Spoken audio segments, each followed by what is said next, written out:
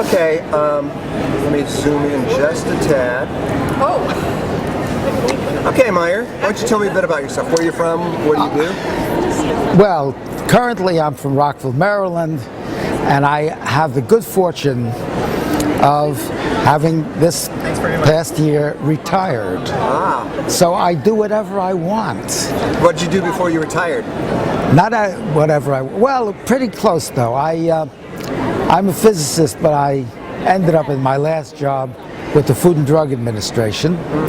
And in the Food and Drug Administration, I had to deal with certain esoteric software, but my interest was and is in modeling and simulation. Why do I like modeling and simulation? I like modeling because... You're so handsome. Well, yes. My wife thinks so, fortunately. But words in any language have multiple meanings, and the meaning of modeling can differ widely, like other words. So the modeling that I'm doing is computer modeling. Namely, I look at a situation and I try and capture it so that I capture its elements and how they interact, and I write equations about how they're interacting, so that then when I use the computer to implement this model, I can see what the model predicts. Now, the model doesn't predict the future. No one can predict the future, but the model can tell you what possible alternatives will result from your assumptions. So what was the goal of your work? The goal of my work, goal number one in my life, is understanding the world. I like understanding. Different people have different hobbies. Some people want to climb Mount Everest.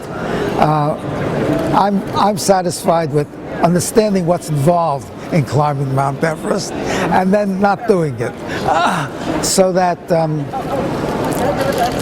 I like understanding mechanisms, because if you understand mechanisms, I feel you have an underlying understanding of the world such as it is. Okay, so the taxpayers were paying you a lot of money to do this stuff. Isn't that great? Yeah, but what is the outcome for me? What's the outcome? Well, the outcome for you, hopefully,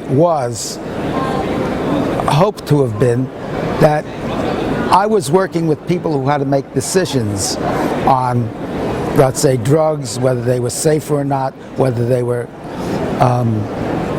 effective or not. And by better understanding the mechanisms by which the drugs are working, one is likely to come to a better decision. In other words, all of modeling is an aid, in my opinion, to thinking, so that if a congressman proposes legislation and says, oh, this legislation will solve XYZ problem, by studying the problem and modeling it, you get a better understanding of whether or not the claims that are being made are likely to be true. So your work helped determine or give us an insight into whether A, a drug would be effective, and B, what the possible side effects are without actually... No. I am very careful in my work not to make excessive claims. Okay. All right? To the best of my knowledge, the human race is not capable of a priori predicting what the side effects are going to be. That's why we carry out all sorts of clinical trials. Now, even carrying out the clinical trials, they're for a limited duration of time, so that we don't know what will happen. If you use a drug that is recommended to be used for 2 weeks and you use it for a half a year, there's a very good possibility that you may run into unforeseen troubles. All right? We do not know how to predict that sort of stuff. There are other factors I don't want to go into detail on, but so that I can't predict, but there are ways of study which will help you know about, what shall I say, indicators which are going to put you on alert, so that, for example, the chemists look at the structure of the molecule, of the drug molecule. Looking at that structure, there's a whole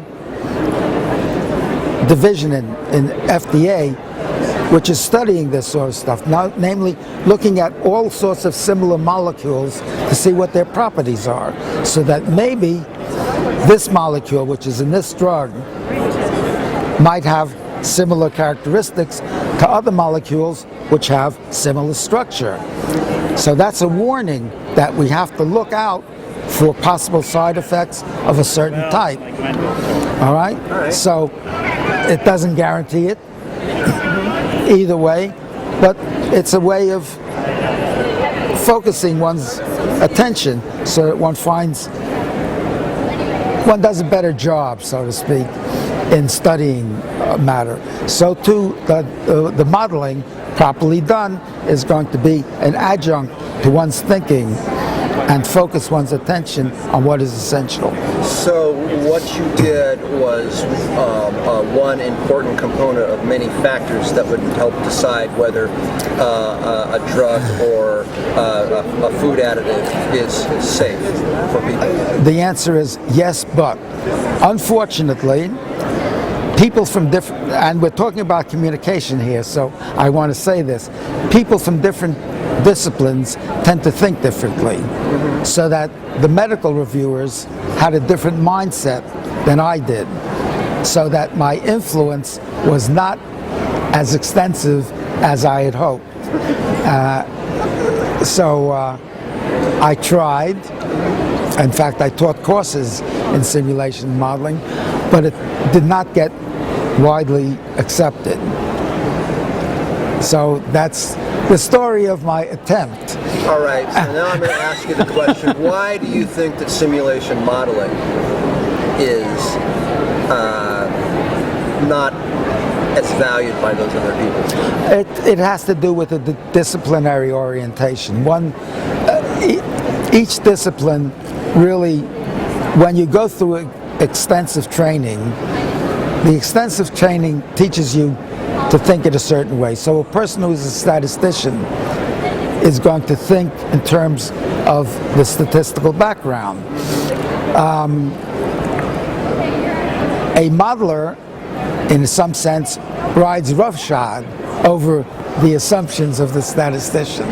So that statisticians in general will do modeling, but they will do a specific type of modeling, namely within the statistical framework. So that if your framework is different, well, that's not the way they're thinking. And so they are unlikely to be able to switch thinking hats. In fact, I'll go even further.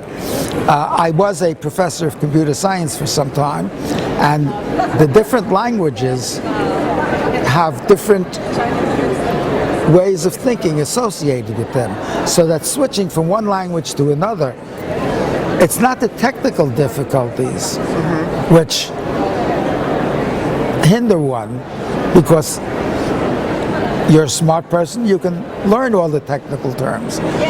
But the mode of thinking, which requires adjusting, is much more difficult than just learning some new facts. Well, here's the softball question for you that we'll end up with. Where does your passion for physics come from? What drove you? Well, it's historical, so to speak. I was in college, and